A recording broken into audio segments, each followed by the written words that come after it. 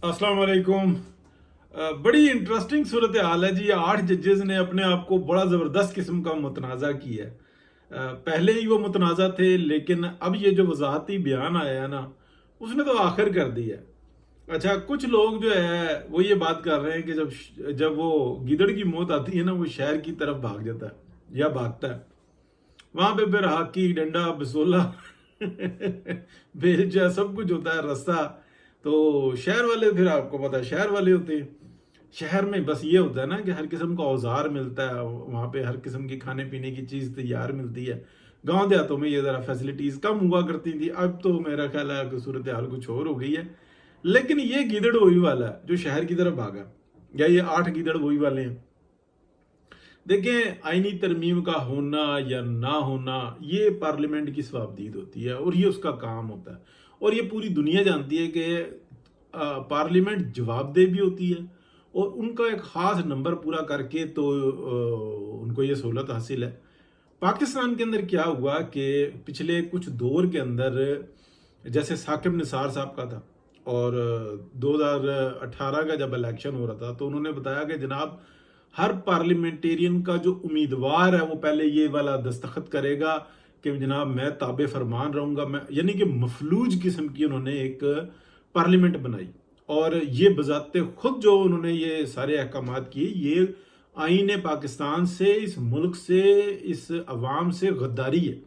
लेकिन वो साहब इस वक्त में भी ये कहते हैं कि मैं जब मरूंगा तो मेरी किताब जो है ना वो आ जाएगी, तो फिर आप उसमें पढ़ लेना कि मैंने क्या किया था।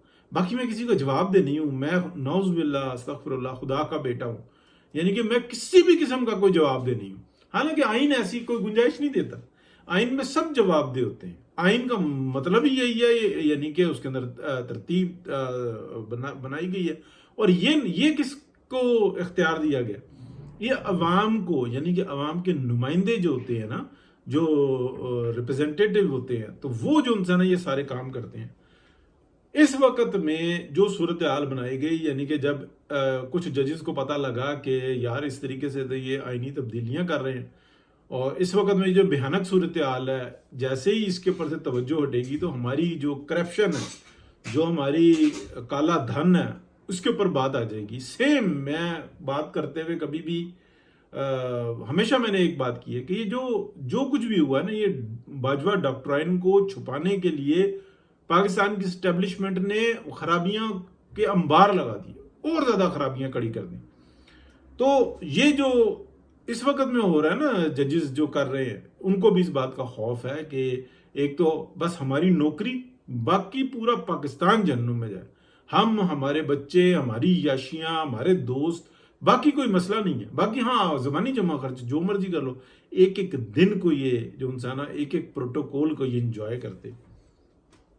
अब मैं आपको बताऊं कि ये ऐसी सूरत हाल क्यों हुई।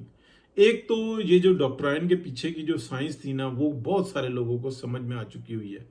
इसलिए कि साइंस, तारीख, ये दो बुनियादी चीजें दीन इस्लाम की। इसी तरीके से जो दुनिया जो है इस वक्त जो करवट ले रही है, यानी कि यूक्रेन की जंग, इस खत्ते की सूरत हाल, चाइनीज का रवैया, चाइनीज के पैगामात, चाइनीज का जो पाकिस्तान के साथ जो इस वक्त में बर्ताव है, वो ये है कि बन जो बंदे, वरना तो जब हम एक्शन लेंगे तो फिर वो जोर जबरदस्ती वाली बात होगी। और वहां पे फिर ये आप कोई ये समझते हैं ना कि इस खत्ते के अंदर फिर कोई अमेरिका आके यहाँ पे जंग लड़ेगा या मैदान जंग बनेगा। मैदान जंग नहीं बनेगा। हम लोगों की हालत भी जो है ना, फिर वो स्लेव्स वाली हो जाएगी, गुलामों वाली हो जाएगी। तो ये बात हमारी आंखों के सामने मौजूद है, लेकिन हमें नहीं समझ में आ रही। वो हो भी नहीं सकती, ये भी मैं आपको बात बताऊं। वो सिर्फ ये जरूर हो सकता है कि जैसे हांगकांग के अंदर एक और निज़ाम है, पूरे चाइना का कोई और निज़ाम है, यहाँ पर भी ऐसी सूरत हाल है। इसलिए कि यहाँ पर भी जो है ना, जिन लोगों ने अपनी इजारादारी कायम करने के लिए अपनी जो ये सरकारें बनाई हुई हैं, जो सरकार से बड़ी सरकार है, यानी कि इस वक्त का जो सबसे बड़ा सानिया है ना इस दौरे हाजिर का, यानी कि पिछले 5-7 साल के अंदर कई बात कर लें, कहते हैं 9 मई है।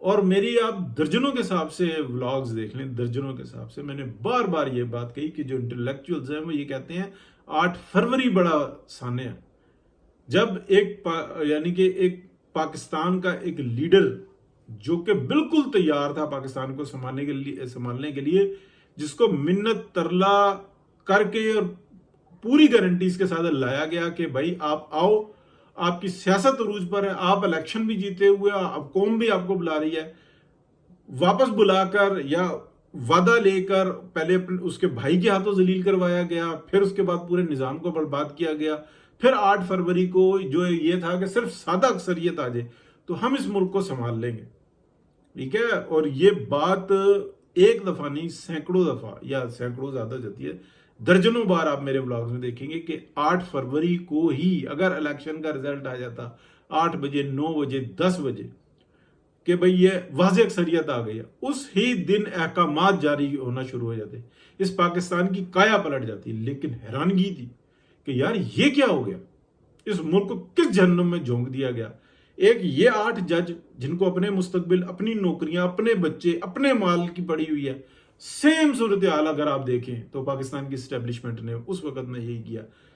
क्या उस वक्त में बाजवा डॉक्ट्राइन बड़ी थी, फैज हमीद नेटवर्क बड़ा था, या पाकिस्तान की इंटेलिजेंस की तमाम रिपोर्ट्स जो ये बता रही थी कि पीएमएलएन वाज़ेह अक्सरियत से आ रही है, वो बड़ी थी?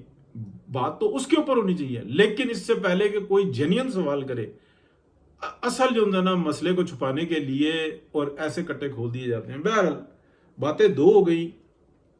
तो जो इस वक्त की सूरत हाल है, ये जो जजेस भागे हैं ना 8, ये शहर की तरफ भागे, इन्होंने बिल्कुल वाजे करके मुतनाजा कर लिया अपने आप को, क्योंकि पार्लियामेंट इतनी बुरी सूरत हाल के अंदर भी अगर अपने पैरों पे खड़ी हुई है ना तो उसको कोई नहीं रोक सकता।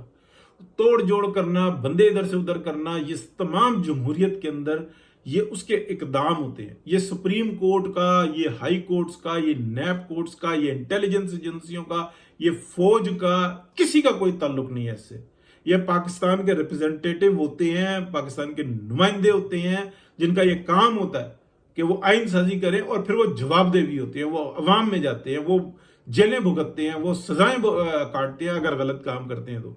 यहाँ तो जो इस मुल्क की खिदमत करता है वो तकलीफ काट रहा होता है, और जो अय्याशियां कर रहा होता है, जो इस मुल्क का बेड़ा गर्क कर रहा होता है, उनको जनाब गार्ड ऑफ ऑनर देकर जो है ना दफन किया जा रहा होता है, मरदूद मुशर्रफ की तरह, मरदूद ज़ियाउल हक की तरह। उनको जनाब प्रोटोकॉल्स मिल रहे होते हैं, उनकी नस्लों को प्रोटोकॉल मिल रहे हैं। ये इस मुल्क की बदबख्ती है। और उनका साथ देने वाले वो आज भी जो ना दंदना रहे होते हैं कि बस बकवास करते रहो, सॉरी बकवास कह रहा हूँ, शोर मचाते रहो, बात करते रहो, इसके आगे तुम्हारी कुछ भी नहीं है। बहुत शुक्रिया जी, अल्लाह हाफिज।